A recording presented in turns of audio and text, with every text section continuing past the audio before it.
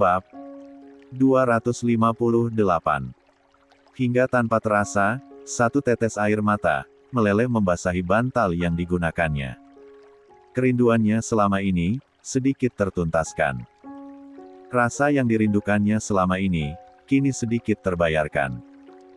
Inilah yang sejak lama aku rindukan. Kasih sayang dan perhatian yang besar, lirihnya dalam hati. Sementara di kamarnya, Raihan langsung mendirikan salat maghrib yang sedikit terlambat. Berzikir sebentar lalu menyempatkan membaca ayat suci Al-Quran satu lembar. Alhamdulillah. Raihan meletakkan kembali kitab suci tersebut. Ia lalu meraih ponsel yang sejak tadi belum sempat dibukanya. Senyumnya terukir melihat ada pesan dari Raya. Pesan yang dikirim dari sore tadi. Kak, lagi apa? Tadi pulang jam berapa? Maaf tadi buru-buru pulang karena takut keburu hujan. Taunya gak hujan, malah cerah lagi. Jadinya gak sempat ketemu dulu. Hari tadi, keduanya memang tidak terlalu intens bertemu. Jadwal pelajaran yang padat membuat istirahat mereka hanya memiliki waktu pas-pasan untuk makan dan salat. Pun jadwal bubaran yang lebih dulu Raya dibanding Raihan. Gak apa-apa. Yang penting pulang dengan selamat. Aku tadi sampai asar. Balas Raihan. Iya, Kak. BTW, balasnya lama banget. Sibuk ya. Raya langsung membalas. Raihan sendiri sempat tertegun untuk mengetik balasan. Menimbang untuk jujur atau tidak. Maaf, ya. Aku sama Umi sebenarnya abis antar Nisa ke dokter. Dia sakit gejala tipus sama mah. Makanya dibawa ke sini karena di kosan gak ada yang ngurusin. Kamu gak marah kan, Dek? Balas Raihan memilih jujur. Lah ingin memulai hubungan dengan penuh keterbukaan. Enggak dong, Kak, masa nolongin orang marah. Lagi pula sudah benar itu Nisa dibawa ke sana. Dia kan gak memiliki siapa-siapa di kota. Raihan tersenyum lega membaca balasan dari Raya. Hanya saja, ada sedikit ganjalan dalam hatinya. Karena setahu dia, jika seseorang mencintai itu pasti akan merasa cemburu. Tapi Raya justru nampak biasa. Memangnya gak cemburu, Dek? Raihan bertanya memastikan. Cemburu sih, cemburu banget malah. Tapi setelah dipikir lagi, kan yang pasti ngurusin Nisa itu Umi, gak mungkin kakak. Iya kan? Iya sih, benar. Insya Allah aku akan jaga jarak sebisa mungkin. Toh ada Umi ini yang ngurusin. Balas Raihan. Aku percaya. Apapun yang kakak katakan, aku selalu percaya. Karena laki-laki itu yang dipegang adalah omongannya. Timpal Raya. Terima kasih. Insya Allah aku akan berusaha untuk selalu menjaga kepercayaanmu. Aku siap-siap salat Isya dulu, ya, sudah azan. Mau makan malam juga. Kamu juga jangan lupa makan malam ya, Dek. Tidurnya jangan. 27. Malam-malam. Balas Raihan panjang lebar. Iya, Kak. Raya membalas pendek. Setelahnya Raihan meletakkan kembali ponselnya lalu bersiap untuk salat Isya. Sementara di kamar lain, Umi Aminah baru saja memasuki kamar sambil membawa semangkuk bubur dan segelas air putih. Ia duduk di tepian tempat tidur untuk menyuapi Nisa. Umi bantu, iya. Umi Aminah membantu Nisa untuk duduk bersandar di bantal. Ayo makan dulu, lanjutnya sembari mendekatkan sendok berisi bubur ke mulut Nisa. Meski nampak malas dan ogah-ogahan, Nisa membuka mulutnya. Menerima setiap suapan dari Umi Aminah meski mulutnya terasa pahit. Itu pun hanya beberapa suap saja. Sudah, Umi. Nisa menutup mulutnya sambil menggeleng pelan. Baiklah, gak apa-apa. Yang penting sudah ada yang masuk. Sekarang minum obat dulu ya. Umi Aminah membantu Nisa meminum obat yang berjumlah 3 biji tersebut. Sekarang istirahat. Biar cepat sembuh, tutur Umi Aminah sambil membaringkan Nisa lagi. Umi, makasih banyak, ya. Maaf Nisa ngerepotin Umi sama Raihan, ujar Nisa begitu pelan. Sama-sama. Kalau bukan sesama keluarga, siapa lagi yang akan saling tolong-menolong, balas Umi Aminah dengan tangan mengusap lembut pucuk kepala Nisa. Jadi, Umi anggap Nisa masih keluarga ya, Umi? Tanya Nisa dengan mata berkaca-kaca. Tentu saja. Umi Aminah menyahut singkat. Apa? Raihan juga? Nisa kembali bertanya. Ia berharap lelaki itu masih merasakan sedikit saja rasa sayang untuknya seperti waktu kecil dulu. 28. Umi Aminah sempat tertegun mendengar pertanyaan Nisa. Jika sebelumnya ia tak ragu sedikitpun menyatakan rasa sayang sebagai keluarga pada Nisa, namun kini ia kebingungan untuk menjawab tentang Raihan. Takut salah penyampaian dan berujung memberikan harapan. Umi Aminah tersenyum kecil lalu membenarkan selimut Nisa yang sedikit tersingkap. Lah sedang memikirkan kata-kata yang tepat agar Gat S itu tak salah paham ataupun tak sakit hati. Kamu tahu, Nis, dulu sejak kamu masih dalam kandungan, Umi sudah dekat sama ibumu. Waktu kamu lahir, Umi ikut bahagia karena ibumu melahirkan bayi perempuan. Umi sering bantu ibumu merawat dirimu sejak bayi. Saking seringnya sampai-sampai merasa kalau kamu itu anak kandung Umi. Kamu juga tahu sendiri kan, bagaimana sayangnya Umi dulu sama kamu. Umi Aminah mulai menyusun kata-kata. Karena seringnya Umi merawatmu, otomatis Raihan pun jadi sering bersama dirimu, mengasuhmu waktu bayi. Kebetulan dia juga gak mungkin punya adik karena Umi yang memang gak memiliki niatan menikah lagi. Hanya saja semakin lama, semakin kamu beranjak besar, Raihan juga semakin beranjak remaja, kebersamaan kalian semakin jarang dan semakin merenggang. Apalagi sejak Raihan mulai balik dan paham kalau kamu sama dia itu bukan saudara set 4 rah jadi bukan mahram. Jadilah Raihan semakin memberi jarak dan mungkin semakin menjauh. Lanjut Umi Aminah. Tapi selama apapun itu, rasa sayang Umi sama kamu masih sama seperti dulu. Gak ada yang berubah. Hanya saja untuk Raihan, mungkin dia merasakan banyak perbedaan antara dulu dan sekarang. Gak seperti sayangnya Umi sama kamu. Karena dia kini punya kehidupan berbeda dengan orang-orang yang berbeda pula. Umi Aminah kembali melanjutkan. Berharap Nisa akan paham padahal sudah berkali-kali diingatkan jika dulu dan sekarang tak bisa disamakan. Oh, ya, Nis. Apa Umi perlu telepon bapak sama ibumu? Biar mereka tahu kondisimu sekarang. Umi Aminah mengganti topik pembicaraan. Karena ia juga tak nyaman membicarakan Raihan. Nisa menggeleng pelan. Jangan, Umi. Kasihan bapak sama ibu takut kepikiran. Nanti mereka susah payah cari uang demi bisa datang ke sini. Umi Aminah mengangguk mengerti. Ia juga sudah bisa membayangkan kedua orang tua Nisa yang pasti langsung panik mengetahui sang putri sedang terbaring sakit. Nisa janji kok, Umi. Nisa gak akan lama-lama merepotkan Umi dan keluarga di sini. Kalau Nisa sudah baikan, Nisa pasti langsung pulang ke kosan, lanjut Nisa dengan suara lemah. Ya udah, Umi gak akan bilang. Tapi kamu harus janji untuk makan yang banyak, istirahat yang cukup agar cepat pulih. Dan nanti setelah sembuh, jaga makanan sebaik mungkin. Jangan terlalu sering makan yang instan, pedas, dan gorengan.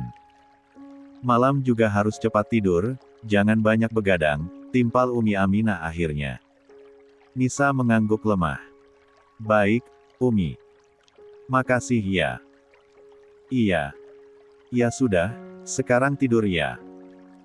Umi Aminah bangun dari duduknya kemudian berjalan keluar kamar sambil membawa nampan berisi bubur yang masih tersisa. Saat menuju dapur, suara riuh sudah terdengar dari arah meja makan. Benar saja, seluruh keluarga sudah berkumpul di sana. Mereka menoleh melihat kemunculan Umi Aminah. 29. Maaf, abis suapin Nisa dulu, tutur Umi Aminah seraya menyimpan nampan di tempat cuci piring. Kemudian ikut bergabung di meja makan. Nisa di sini lagi. Davin yang baru mengetahui hal itu langsung bertanya. Umi Aminah mewakili untuk menjawab yang sesungguhnya. Karena memang dia yang berinisiatif membawa Nisa ke rumah itu selama sakit. Oh, sakit, ya. Davin manggut-manggut pelan. Dia lalu beralih menatap Raihan. Raya tahu gak Nisa ada di sini? Raihan langsung mengangguk. Tahu. Aku sudah bilang. Aman tapi. Gak ngambek. Tanya Davin memastikan. Alhamdulillah. Dia bilang gak apa-apa, balas Raihan. Itu sih cuma sebatas di mulut saja. Tapi hatinya siapa tahu. Cemburu pasti itu. Cuma sungkan untuk bilang, tebak Davin seolah mengerti bagaimana perasaan adik iparnya itu. Pencemburu memang sifat alamiah perempuan. Jelas Raya pasti cemburu, apalagi Nisa pernah jadi teman dekat Raihan waktu kecil. Cuma kita memang gak punya pilihan. Gak mungkin juga membiarkan Nisa mengurus dirinya sendiri di kosan. Pak Damar ikut berkomentar. Iya sih. Naluri kemanusiaan kita gak akan tega. Tapi sampai kapan? Gimana kalau nanti dia sudah sembuh terus gak lama sakit lagi, mau dibawa lagi ke sini? Apalagi memang hanya keluarga kita yang dikenalnya di kota ini. Apa gak bahaya untuk hubungan Raihan dan Raya yang baru akan dimulai? Davin kembali mengeluarkan pemikirannya. Kamu benar, Vin. Lalu kita harus apa? Tanya Pak Damar. Sekarang sudah terlanjur. Gak apa-apa dirawat dulu di sini sampai sembuh. Mungkin kalau kedepannya terulang lagi, kita bisa langsung hubungi keluarga Nisa agar datang ke sini. Biar dirawat mereka di kosan. Gak punya ongkos, tinggal kirim saja, gampang. Daripada sering-sering di sini dan membahayakan penghuni rumah ini. Maksudnya di rumah ini kan laki-laki bukan Raihan doang, tapi Davin juga. Dan setan itu bisa datang kapan saja tanpa permisi. Apalagi kejahatan itu terjadi bukan karena niat saja tapi karena adanya kesempatan, timpal Davin. Benar apa yang dikatakan Davin. Ray juga setuju. Raihan ikut menyahut. Iya.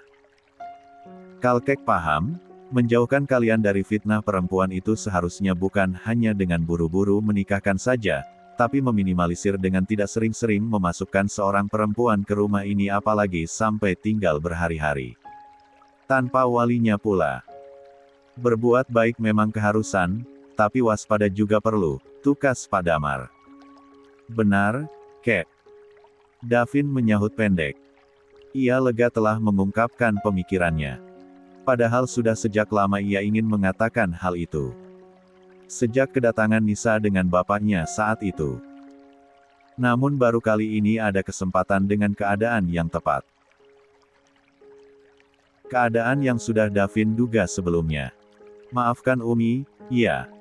Karena Umilah yang membawa Nisa ke sini. Soalnya Umi juga bingung harus apa. Umi Aminah berujar dengan rasa bersalah. Gak apa-apa, Umi, gak perlu minta maaf. Umi juga gak salah kok. Saya tahu Umi dilema. Apalagi Umi. 30. Orangnya gak tegaan dan penyayang. Cukup jadikan pelajaran saja untuk kedepannya, balas Davin. Umi Aminah mengangguk mengerti. Sejujurnya ia pun paham maksud dan tujuan Davin berbicara seperti itu.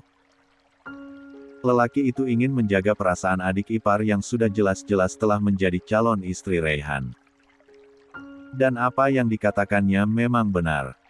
Raya pasti cemburu apalagi Nisa memang terlihat menyukai Raihan. Sementara Ayu hanya terdiam selama perbincangan itu. Ia tak ingin ikut terlibat meski tahu Raya pasti cemburu dengan keadaan ini. Namun ia memilih diam. Hampir semalaman Umi Aminah memikirkan hal tersebut. Menyebabkan wanita paruh baya tersebut kurang istirahat. Ditambah juga dengan menemani Nisa yang demamnya tak kunjung mereda. Hingga Umi Aminah mengompresnya berkali-kali sembari menahan kantuk. Menjelang dini hari, barulah ia tertidur. Itu pun ketiduran di samping Nisa. Pagi ini, Umi Aminah tersenyum kecil saat memegang dahi Nisa. Panasnya tak setinggi semalam meski belum turun sepenuhnya. Makan dulu ya, Nis. Ini buburnya Raihan yang beli. Takutnya kamu bosen kalau makan bubur buatan Umi terus. Umi Aminah membantu Nisa untuk duduk bersandar di kepala tempat tidur. Buburnya gak pakai bawang daun, juga gak pakai keempat cang goreng. Lanjut Umi Aminah sembari mendekatkan sendok berisi bibir tersebut ke mulut Nisa. Ternyata Raihan masih ingat bubur kesukaan Nisa waktu kecil, tuturnya dengan senyum terukir tipis. Iya. Soalnya kan dulu Raihan sering disuruh bapakmu beli bubur buatmu, Nis, timpal Umi Aminah. Mana jauh ya, Umi, balas Nisa mengulum senyum. Iya. Di kampung kan memang jarang yang jualan bubur, sahut Umi Aminah. Nisa kembali tersenyum. Ia semakin yakin jika Raihan masih memiliki sisa rasa sayang untuknya. Buktinya makanan kesukaannya pun masih diingat. Raihan sudah berangkat, Umi? Tanya Nisa di sela-sela mengunyah. Makannya kali ini lebih lahap dari semalam meski mulutnya masih merasa pahit. Belum. Sebentar lagi kayaknya, jawab Umi Aminah. Benar saja, tak berselang lama, Raihan mengetuk pintu kamar tersebut lalu masuk ke dalamnya. Melangkah mendekati Umi Aminah. Umi, Rai mau berangkat kuliah, tuturnya sambil mencifem punggung tangan sang ibu. Ia lalu beralih menatap Nisa yang wajahnya masih nampak pucat. Gimana sekarang, Nis? Tanya Raihan. Masih pusing ah? Demamnya juga masih ada, kadang mual juga, jawab Nisa. Semoga cepat pulih ya. Kalau Umi yang rawat sih insya Allah cepat pulih, soalnya Umi telaten bamjet. Iya ga Umi? Raihan tersenyum menatap Umi Aminah. 31. Kamu bisa saja. Umi Aminah balas tersenyum simpul. Ya sudah, sana berangkat, nanti telat, lanjut Umi Aminah. Oh, iya, salam buat Mbak Raya. Siap. Nanti Rai sampaikan. Assalamualaikum. Timpal Raihan dengan mata berbinar. Hati Nisa tiba-tiba panas melihat binar itu di mata Raihan. Apalagi lelaki itu langsung tersenyum merekah begitu nama Raya terdengar. Bahkan senyum itu belum hilang saat Raihan berbalik dan keluar dari kamar tersebut. Raihan sama Mbak Raya di kampus dekat ya. Maksudnya, akrab gitu? Tanya Nisa dengan pipi yang semakin memanas. Iya, mereka kan mau. Umi Aminah begitu antusias menjawab hingga tanpa sadar hampir keceplosan. Padahal acara yang akan dilangsungkan kurang dari 3 minggu ke depan hanya akan diketahui keluarga saja. Maksud Umi, mereka kan sudah kenal dekat. Masih sama-sama bagian dari keluarga ini. Umi Aminah akhirnya meralat. Ayo, terusin makannya, lanjut Umi Aminah. Nisa menggeleng pelan. Sudah cukup, Umi. Nisa menjadi tak selera setelah mendengar nama Raya tadi. Umi Aminah pun bisa merasakan hal itu. Tentu karena dia pun seorang perempuan. Dan itu membuatnya merasa semakin serba salah. Ya sudah, Umi keluar dulu. Kamu istirahat lagi. Tutur Umi Aminah sambil bangun dari duduknya lalu berjalan keluar kamar. Motor Raihan baru saja memasuki gerbang kampus saat melihat Raya sedang ditemani Gio di bawah pohon rindang. Raya sedang duduk sementara Gio sedang berdiri dengan raut wajah khawatir. Pemandangan itu tentu saja membuat hati Raihan panas bukan main padahal hari masih pagi. Kak. Raya langsung menyapa begitu melihat Raihan turun dari motor. Dengan wajah datar tanpa senyuman, ia melangkah untuk mendekati Raya. Beneran gak apa-apa? Aku bawa ke klinik ya. Raihan mengernyit mendengar penuturan Gio pada Raya. Ia pun semakin mempercepat langkah hingga sampai di hadapan Raya. Kenapa? Tanyanya. Gak apa-apa. Cuma jatuh doang, jawab Raya. Kok bisa jatuh? Tapi kamu gak apa-apa kan, Dek? Tanya Raihan lagi. Rokku tersangkut waktu mau turun dari motor, jadinya jatuh. Untung ada Kak Gio buru-buru nolongin, jawab Raya. Untungnya gak apa-apa. Cuma lecet-lecet dikit doang. Itu juga sudah dikasih betadin dibawain Kak. 32. Gio, lanjut Raya sambil meniup-niup punggung tangannya yang terdapat cairan merah. Syukurlah. Raihan menyahut singkat. Ia sungguh cemburu melihat Gio yang masih ada di sana meski baru saja menolong Raya.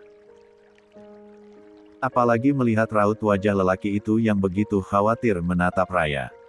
Mau lanjut kuliah apa mau pulang aja? Kalau mau pulang, aku anterin ke rumah Mbak Ayu biar istirahat di sana, tawar Raihan. Gak perlu, gini doang, gak parah ini. Masih sanggup nulis ini itu, jawab Raya. Aku anterin ke kelas, yuk. Tawar Gio. Gak perlu, Kak, aku bisa sendiri. Makasih banyak ya untuk pertolongannya, timpal Raya. Ya sudah. Hati-hati kalau gitu, balas Gio sambil berbalik dan pergi. Sementara Raihan menatap punggung Gio dengan rasa cemburu yang masih membakar hatinya.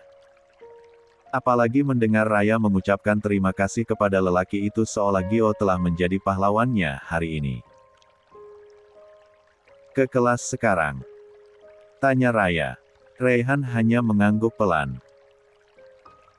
Kenapa? Raya bertanya lagi melihat raut wajah Raihan yang tak biasa. Gak apa-apa.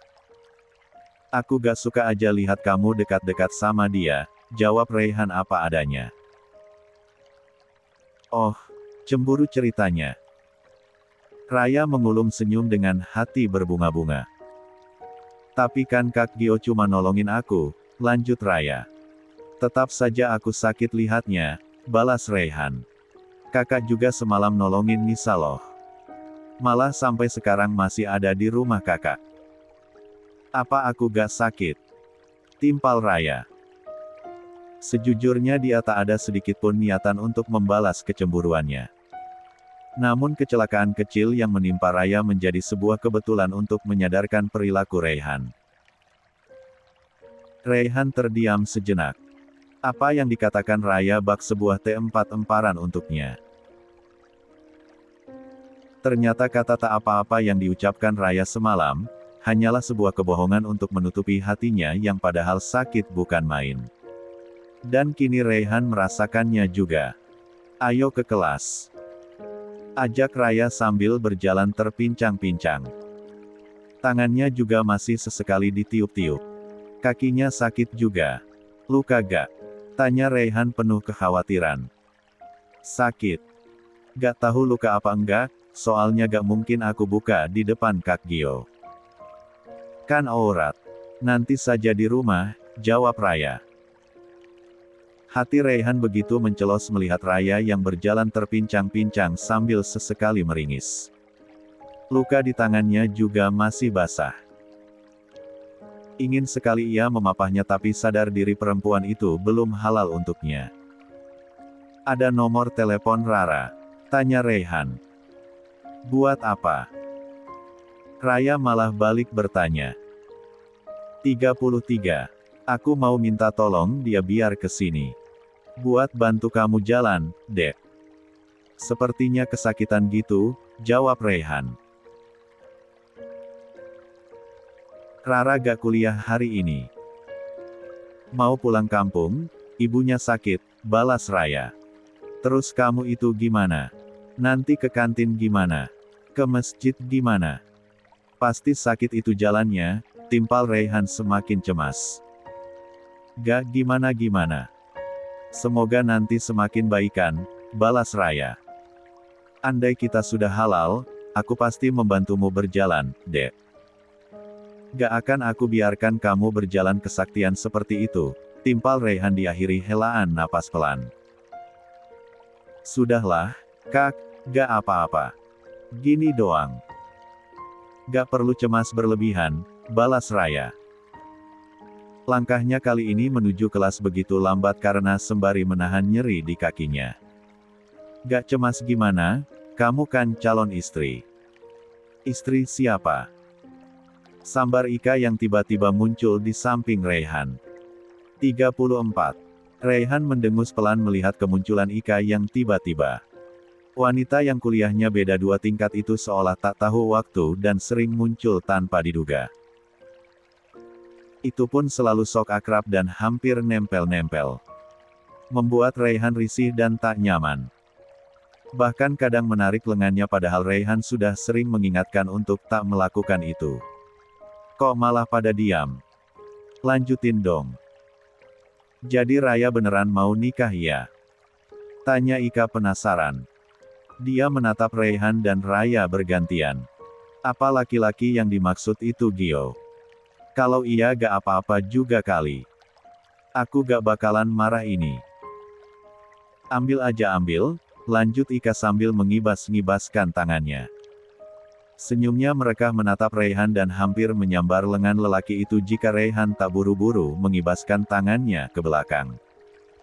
Aku duluan, Kak. Kelasnya sudah dekat. Tutur Raya sambil memutar bola mata. Dia begitu gemas melihat kelakuan Ika yang genit dan ganjen. Hei, aku dari tadi nanya loh. Gak ada yang nyahut. Ika mengendus kasar. Ya sudah kalau gak mau bilang. Gak penting ini. Bukan urusanku juga kamu mau nikah sama siapa. Sana-sana pergi, hus. Ika kembali mengibas-ngibaskan tangannya seolah mengusir Raya yang dianggapnya pengganggu kebersamaannya dengan Raihan. Aku emang mau pergi. Ngapain di sini lama-lama? Bikin enek aja, balas Raya kesal. Ia gegas melanjutkan langkahnya sembari menyeret kakinya yang masih terasa perih. Memaksakannya untuk melangkah cepat agar bisa segera pergi menjauh. Aku juga buru-buru. Raihan lekas menyusul langkah Raya. Ray? Hei, Ray. Malah pergi. Aku ada penting loh. Sore nanti mau ke rumah. Ika mengeraskan suaranya karena Raihan terlanjur menjauh. Raihan tak menyahut. Ia sibuk mengejar langkah Raya lalu kembali berjalan di sisi calon istrinya itu. Maaf, kata Raihan pelan.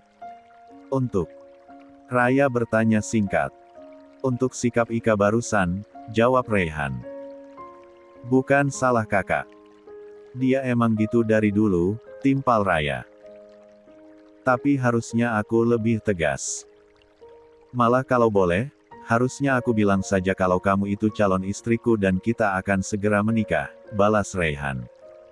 Sud, jangan keras-keras. Raya meletakkan jarinya di bibir dengan bola mata bergulir ke kanan dan ke kiri. Ya sudah aku masuk dulu. Kakak juga buruan ke kelas, lanjut Raya karena dia sudah sampai di depan ruangan kelasnya. Baiklah. Nanti siang gak perlu ke kantin.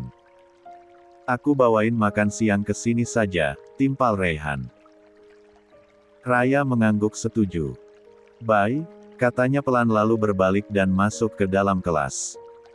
35. Sementara Raihan melanjutkan langkahnya menuju kelasnya sendiri dengan senyum yang masih terukir di bibirnya. Namun hatinya masih diliputi rasa cemas mengingat kondisi Raya yang seperti itu. Sedikit banyaknya, hal itu membuat konsentrasi Raihan saat jam pelajaran sedikit menurun. Meski ia kembali berusaha fokus untuk menyerap ilmu yang disampaikan. Jam istirahat tiba.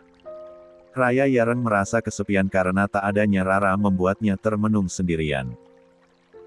Kakinya yang masih sakit dan luka di tangan yang semakin perih, membuatnya tak bisa kemana-mana. Bahkan selama mengikuti pelajaran, dia sedikit kesusahan untuk menulis dan mencatat.